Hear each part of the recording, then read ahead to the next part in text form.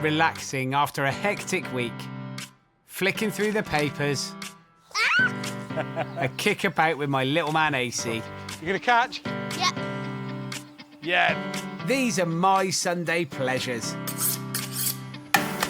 During my career, I've cooked thousands of Sunday lunches, and it's my favourite meal of the week to cook and eat.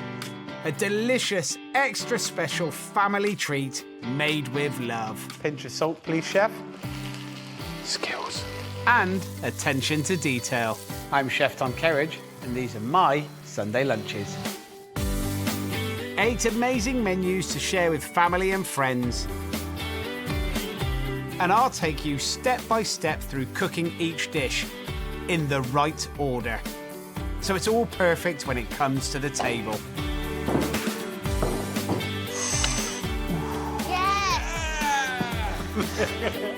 Why don't you join me for Sunday lunch?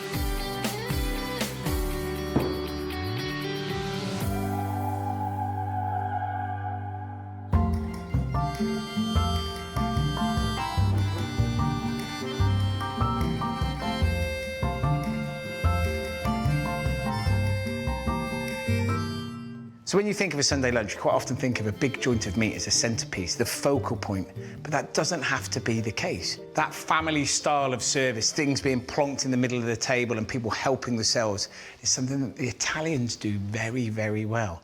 They also do incredible vegetarian cookery. Just look at this Sunday feast, inspired by the flavours of Italy, and it just happens to be vegetarian too. A big, bubbling dish of baked pasta, an Italian family favourite. This is my take on a classic cannelloni with aubergine and mushrooms 2 ways. On the side, the crisp and crunch of radicchio salad and my best garlic bread ever. And the Italian flavours continue in the pudding as well. Lemon and rosemary polenta cake. And that's where we should start. First thing I'm going to do is cream together some softened butter and some sugar. This is golden caster sugar and a vanilla pod, okay? Just going to scrape the seeds out of it. Seeds go in with the sugar and the butter. And then with my beaters, just going to bring it together and then cream it up.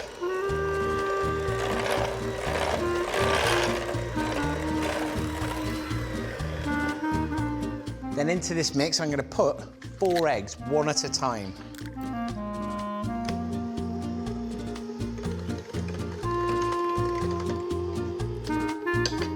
Last egg goes in. And then we're going to add our dry ingredients to the bowl. Now, the flavourings in this are going to come from lemons and rosemary. And rosemary works really well with sweet things for desserts. It's absolutely amazing. But it is quite a hardy herb. So you've got to chop it really quite finely. I'm just going to throw that into the cake mix. Then the next big flavour that goes in, lemons. I'm going to grate the zest of 2 lemons. I'll be using the juice from these lemons in a bit as well. This is going to be a very lemony cake. Next in, baking powder. Then ground almonds and polenta, a coarse flour made from ground corn. Gives it a real kind of crunch and texture. And as it bakes, it absorbs soft ingredients. It's such a wonderful thing to be using in cakes like this. It's very Mediterranean style. And just bring everything together.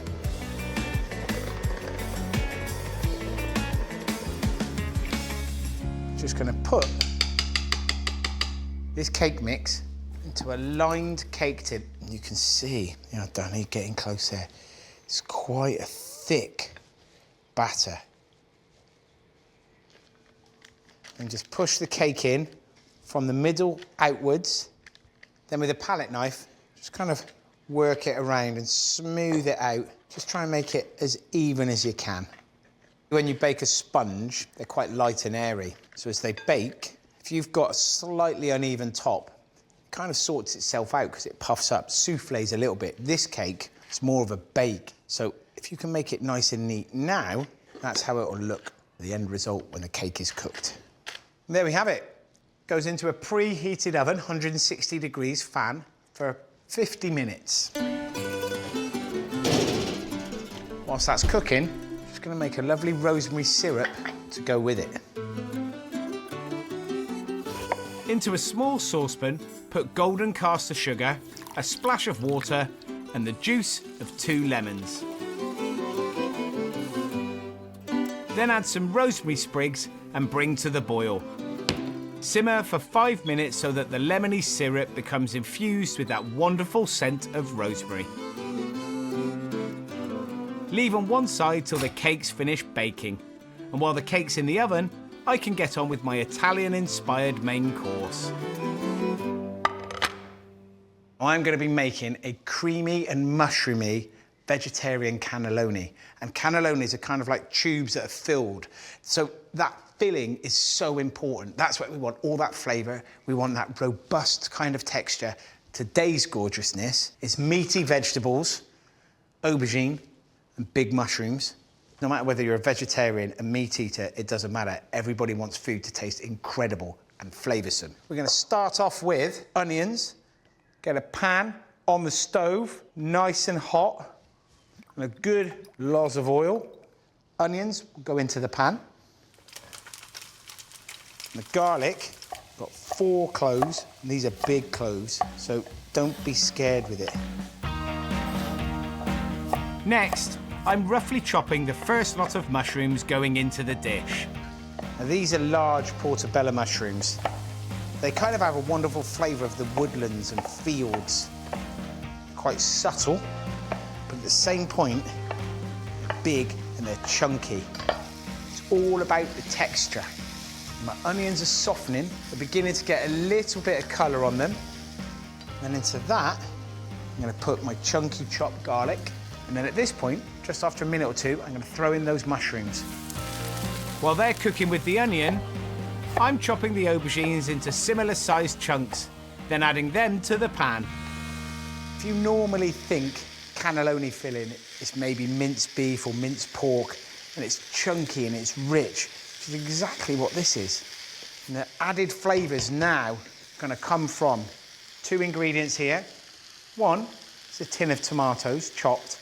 They go straight in. And then to give those mushrooms an extra kind of kick, I've got here a jar of umami paste.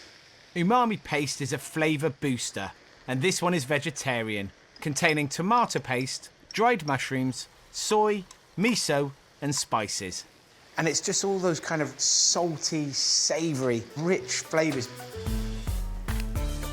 Finally, some chopped herbs. Favourite Italian flavours of fresh oregano and rosemary. Gonna leave the filling to cool a little while I get the cake out of the oven. Oh. And whilst it's warm, just gonna spoon on this syrup.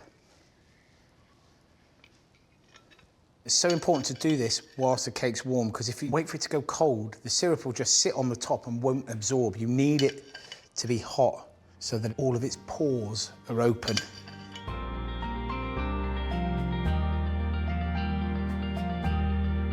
What's your favourite apple, red apple or green apple? There's actually one more type of apple, isn't it? What? Yellow. There's no such thing as a yellow apple. Ask Dan, is there a yellow apple?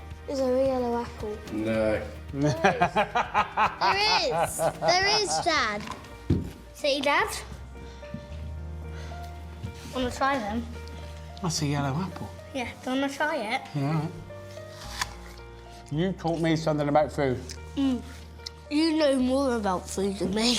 Well, clearly not. You are the food expert now. Just shows every day's a school day. And a valuable lesson I've learned about cooking Sunday lunch is this. Clean up as you go along. Otherwise the washing up will get out of control. Or better still, get someone else to do it for you. To go on top of my cannellonis, I want another layer of flavour and texture. And to get that, I'm going to use some more mushrooms. I'm going to roast them in the pan, caramelise them, get that lovely kind of brown tinges. This second batch of mushrooms will top the filled pasta tubes, and I'm using chestnut mushrooms here. Melt butter with olive oil, add the mushrooms. And garlic and thyme leaves. Season, cook for 2 minutes and pour in a large glass of white wine. Simmer till the mushrooms have taken on all those lovely flavours and the liquid's almost vanished. Okay, mushrooms off. Leave that to one side. And then the next thing I'm going to make is a bechamel sauce, a thick, rich, creamy white sauce to go over the top of the cannelloni.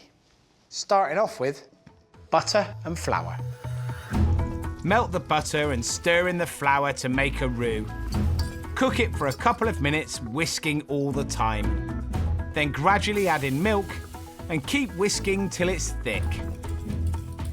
Flavour time. In go whole grain mustard and nutmeg. And the all-important cheese. Freshly grated Parmesan and mozzarella. Just gonna let that settle and cool a little. So all I've got to do now is finish off the filling and start rolling my cannelloni.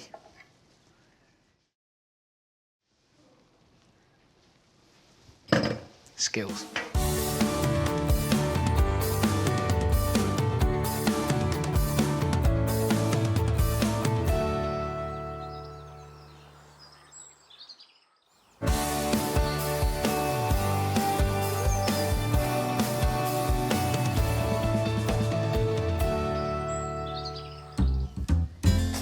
Back in the kitchen, the cake's cooled down, and so has the mushroom and aubergine filling for my vegetarian cannelloni.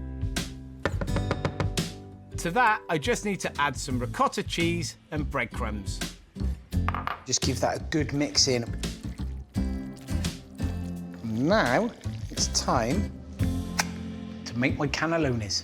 I'm gonna bake them in a big oven-proof dish. But I don't want them to stick to the bottom, so I'm just gonna pour in half a tin of chopped tomatoes. So, cannelloni sheets, they're basically lasagna sheets. Fresh pasta sheets, okay? So get your filling, be quite generous with it. It's about 2 spoonfuls, and then just roll it over.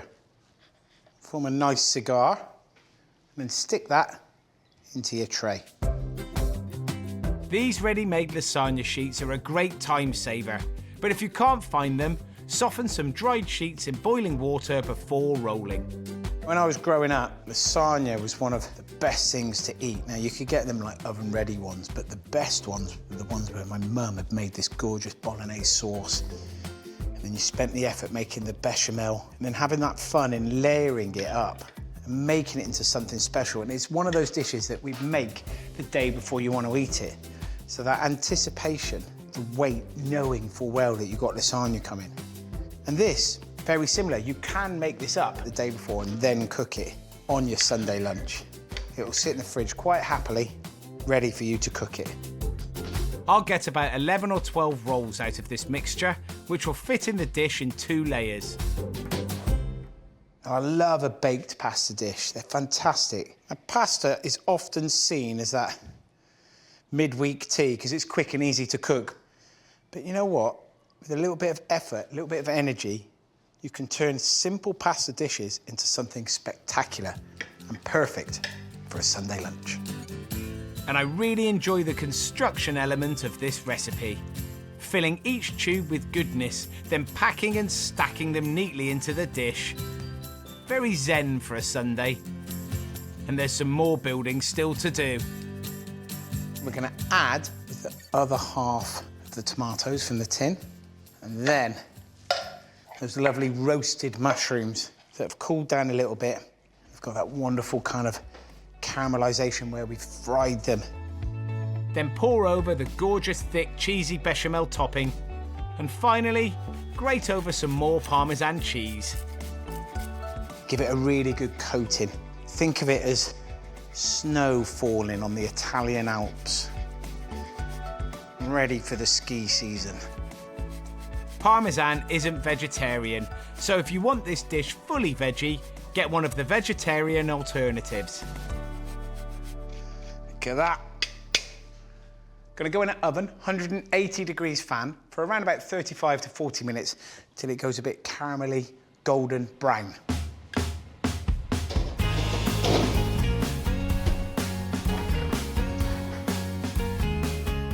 Someone wash up.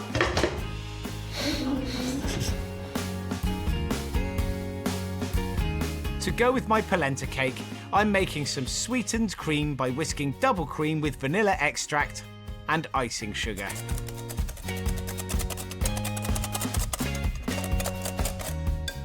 That is ready to go, but obviously, we've got to do a taste test, haven't we? Just make sure it's right. Just do a little sliver just to make sure. Look at that for a cake. Just a dollop of the cream. Then we'll just have a little check.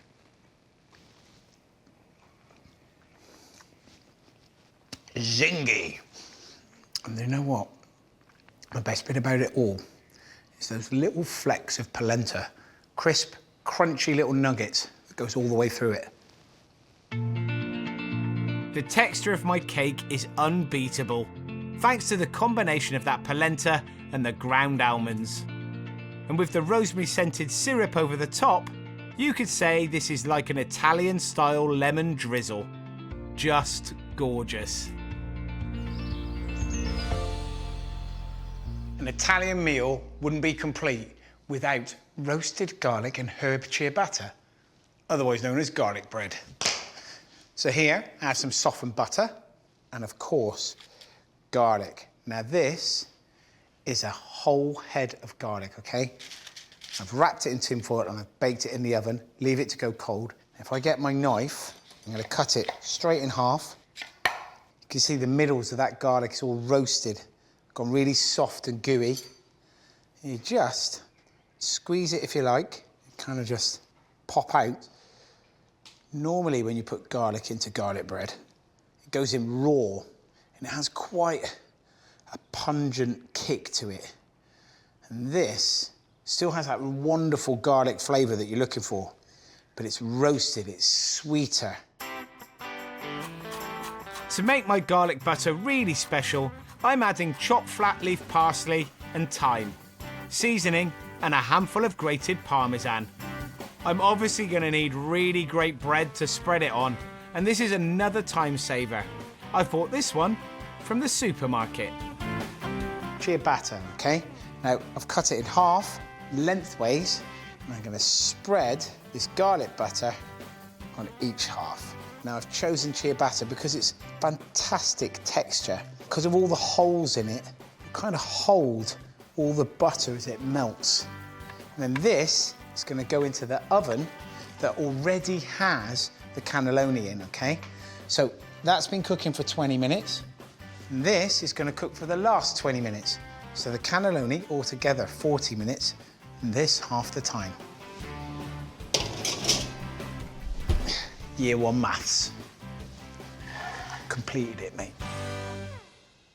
To go with our vegetarian main course, we are gonna have a beautiful and very, very Italian-inspired salad.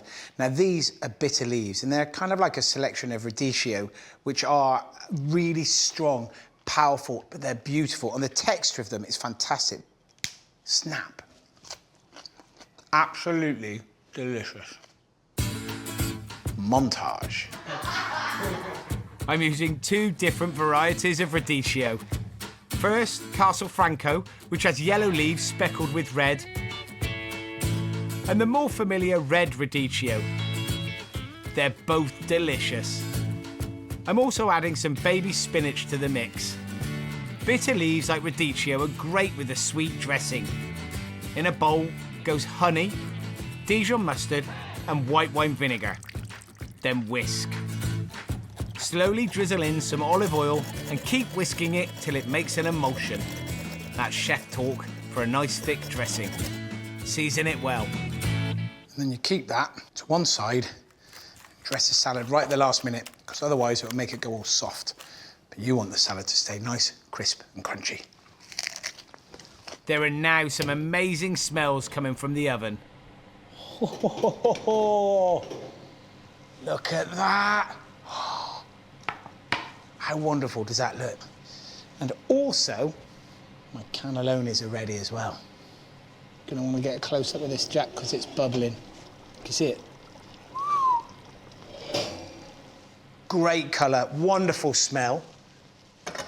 Just got to leave that for about 10 minutes on the side because it will be piping hot, okay?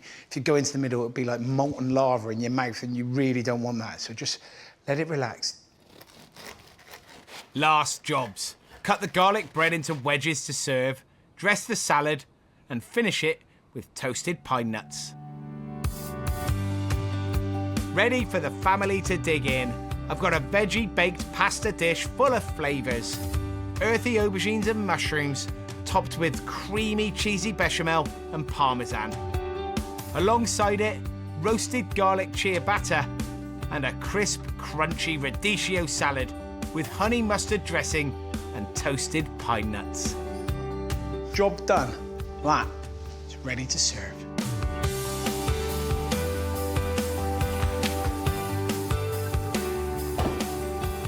One of the ingredients that I always talk about is something that you will never be able to buy from a supermarket shelf. And that's love. And you can taste that. When you care for and you love creating a dish, you can feel that when you eat it. A dish will always feel loved.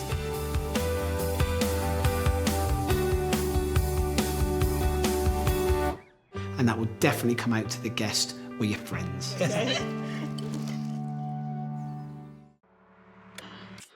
Relaxing after a hectic week. Flicking through the papers. A kick about with my little man AC. You gonna catch? Yeah. Yeah. These are my Sunday pleasures. During my career, I've cooked thousands of Sunday lunches. And it's my favourite meal of the week. To cook and eat. A delicious, extra special family treat made with love. Pinch of salt, please, chef. Skills. And attention to detail. I'm Chef Tom Kerridge, and these are my Sunday lunches. 8 amazing menus to share with family and friends. And I'll take you step by step through cooking each dish in the right order.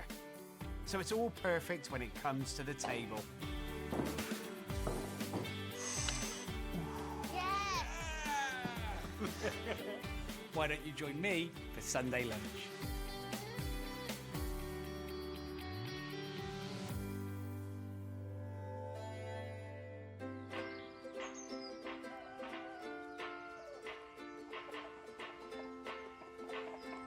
Okay, team, for Sunday lunch today, we're going to be doing chicken. Yay. But it's not as you might think. And here's the twist.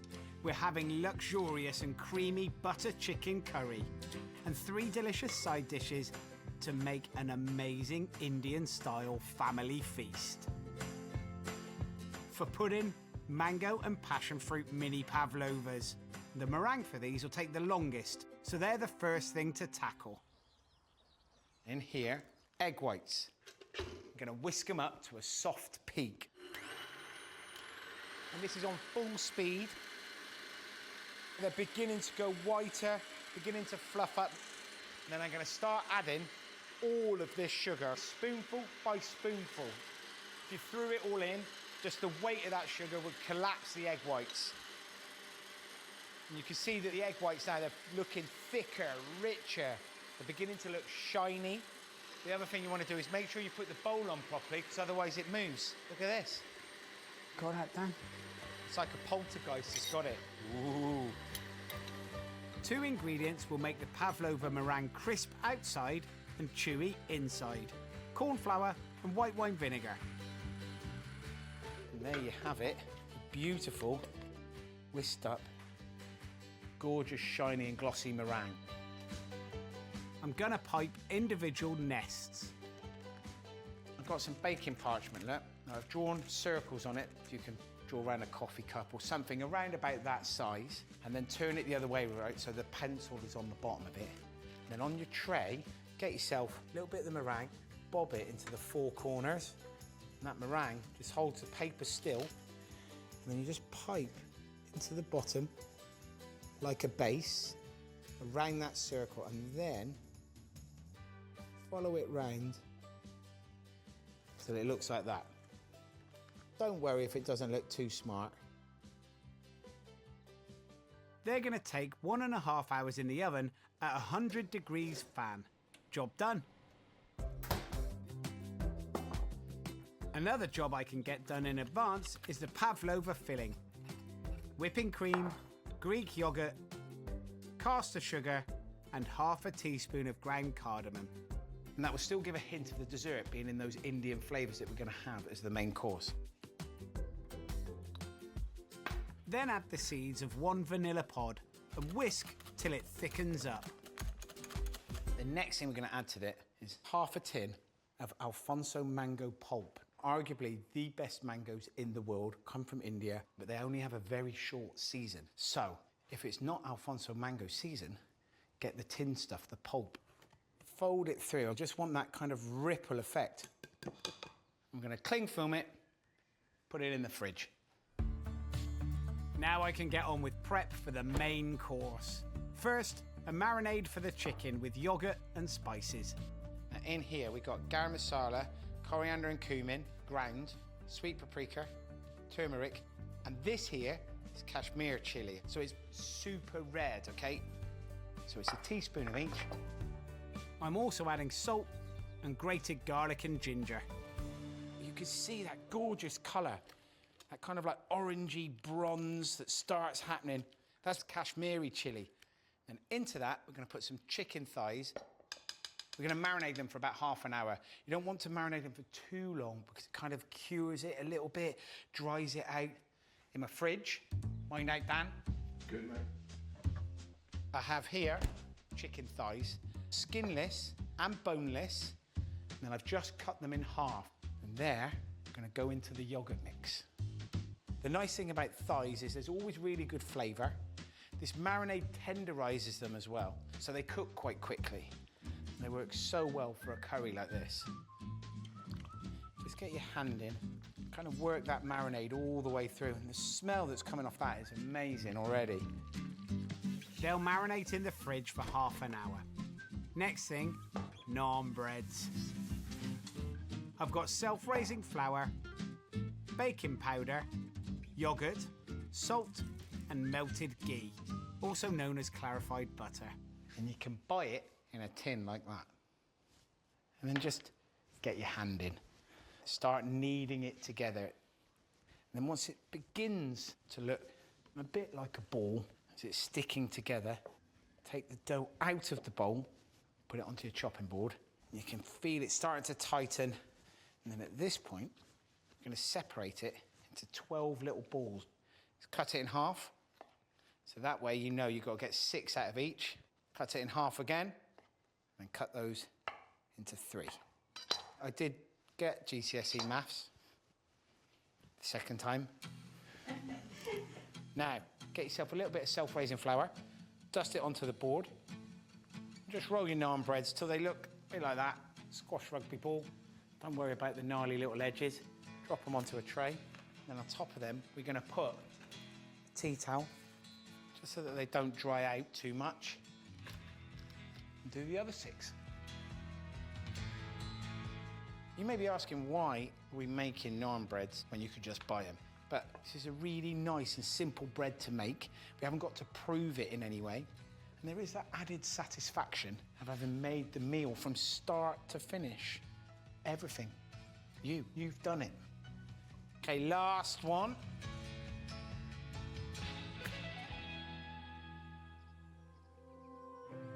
You ready? Once a week, it's really worth making that extra bit of effort. Cook with love. Putting care and attention into the dishes that you cook will show your family just how much you love them.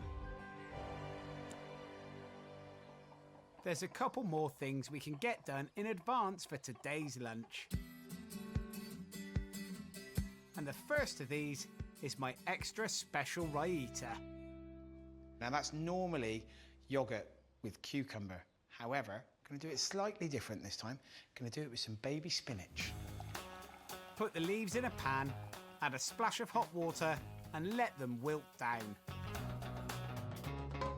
Drain and rinse in cold water to stop the cooking. Splash of oil in the same pan, add flavour. Cumin seeds, garlic, and chopped green chilli. We added the chilli to the pan, and straight away the heat is massive. Came out and it's blinded us both. Not very good if you're a cameraman. Yeah. Chop a handful of fresh mint, squeeze the water out of the spinach and chop that too. Stir into the yoghurt, add the spices, put it in a bowl and stick it in the fridge till lunchtime. Curry sauce time. In a nice big pan, get a little bit of heat on it and then put a couple of big tablespoons of the ghee. And whilst that's melting, I'm going to grate some ginger and some...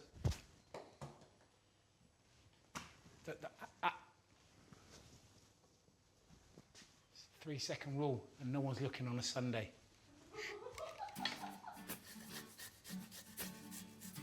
I'll pick that up under 3 seconds, didn't I? Yeah. Yep, good. Sorry.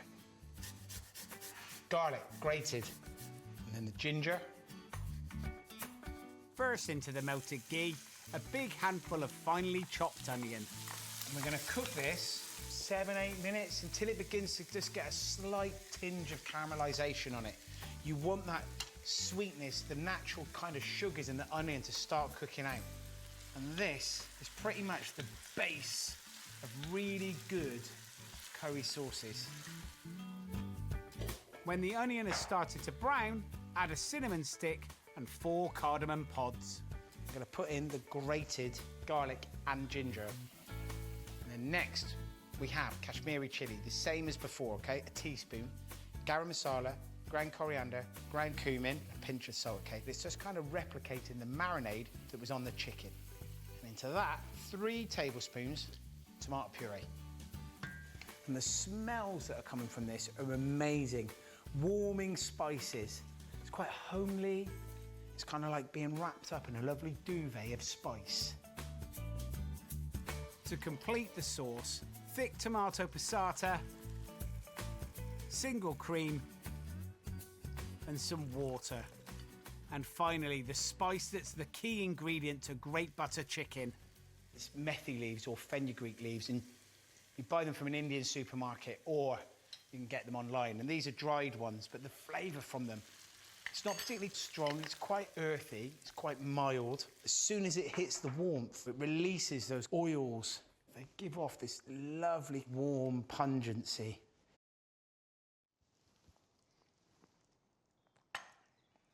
Oh, rich, creamy, a little bit of heat on it, but it's absolutely delicious. I mean, it's super, super luxurious. It's so velvety. That's exactly what you want for quite a chilled and relaxed Sunday lunchtime. Meringues are in the oven. I've got the cream done. I've only got to chop a bit of fruit. Made the beautiful buttered chicken sauce. Delicious. Can have a chill out now, cup of tea. Might even be able to read the sports pages of the paper.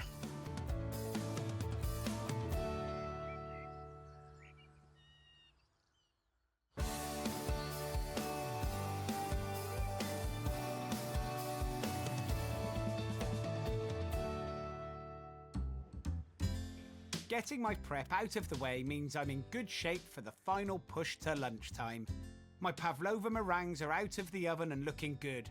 And now I can grill the chicken thighs ready to go in the curry sauce. So the chicken gonna go on the rack and then go under the grill. Once I've got all the chicken pieces onto the rack, there is pretty much nothing left in that bowl of the marinade, because that means that chicken has absorbed all of that flavour and all of those lovely kind of spices, and the yoghurt has worked its way into that lovely chicken meat. So these are gonna go into the oven, and the setting is called circulated air grilling. It grills on the top, circulates the air, cooks everything in the oven, but the top layer is getting that intense heat. And we'll cook them for around about 5 minutes, swap them over, and keep swapping it over until you've got lovely colour and they're cooked.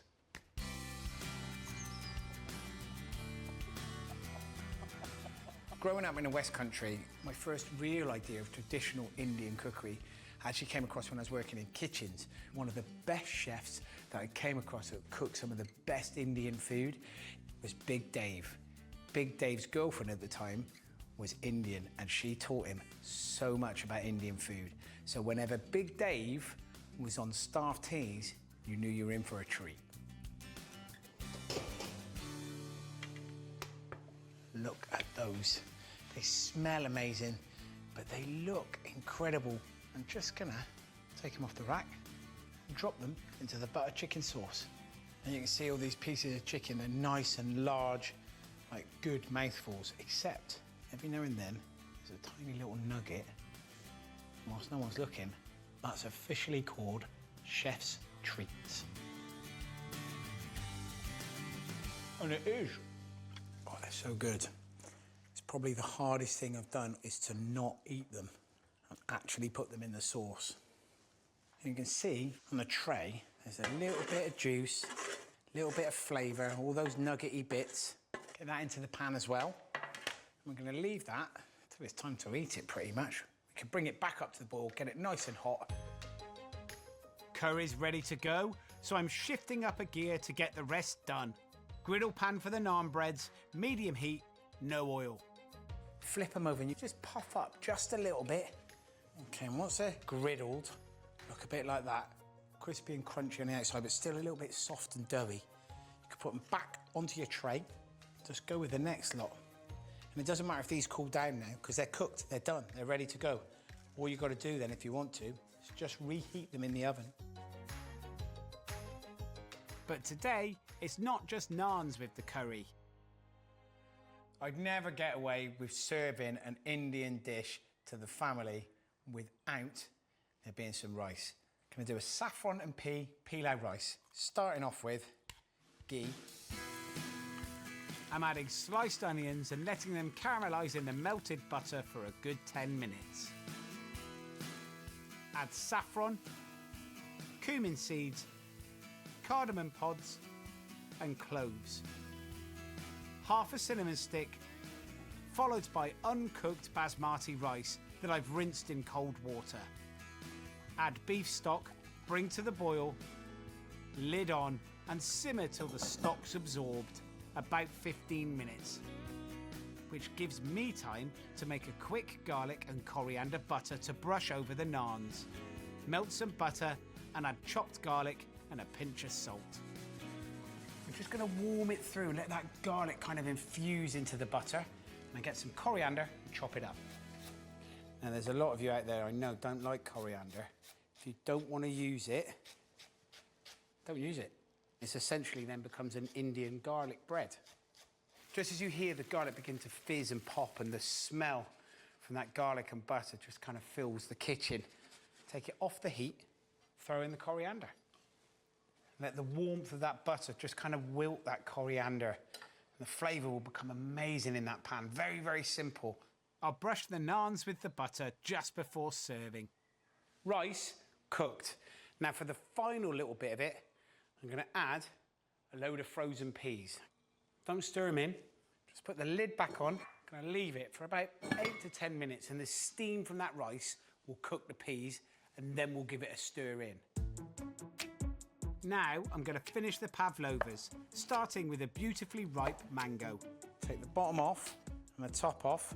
Just take that skin off and expose that lovely, deep, rich, golden colour of a beautiful ripe mango. And if it's ripe enough and you've got a sharp knife, you can just move it through it, a little bit like a hot knife through butter. And the thing about a mango is it's got one big stone that runs through the middle, so you kind of take two sides of it off. You can't make it look that neat. So when you trim it, these bits are again chef treats. To go with it, got some passion fruit. Just cut through them in the equator, not top to bottom. And you expose those seeds. Now passion fruit, it's pretty super sour and it's going to work really nicely. Just mix it together. So you begin to get those little flecks and dots of seeds all the way through that mango. Did you hear that like little crunchy, crushy sound? That was when you put the camera on top of the meringues. Everyone's laughing right now because Jack just leant on the meringues with his camera. So they're a little shorter than they should be, but it'll still look lovely. The pavlova filling, cardamom spice cream with yoghurt and mango puree, has been chilling in the fridge. I mean, look at that. Oh, it looks so lush. We're just going to put that into the meringue. And then on top, just going to pile on a couple of spoonfuls of this fruit. And honestly, it really doesn't matter if it kind of drips off and falls down the side. This is toasted coconut. Sprinkle that on the top. And then here, some pistachio nuts. Great for colour because they're green, but also that lovely kind of warm, soft, nutty flavour that you get from it. Now they can sit for around about 15 to 20 minutes, which gives us enough time to eat our main course. But because there's a few little bits and bobs left over, a little bit of the whipped cream, some of the fruit, bit of the coconut, sprinkling of the pistachio, we have a tasting menu version of the dessert. And we just got to make sure that it's all okay. Oh, it's so good. I'm half tempted to skip main course and just go straight to pudding. My mini pavlovas have a lush combination of crispy and chewy meringue. A creamy, fruity filling with just a hint of spice and tangy fresh mango and passion fruit sitting on the top. Yum. But I'm not really going to miss out on the main course when there's such a feast to get to the table. We are getting ready to serve here. We are at the home straight. This is the exciting bit. For today's Sunday lunch, we've got all our favourite dishes from an Indian restaurant menu, but homemade. A great big bowl of rich butter chicken curry for everyone to dig in. Lip-smacking pilau rice with peas, saffron and caramelised onions. A cooling spinach and mint raita, and garlic and coriander naan breads to mop everything up.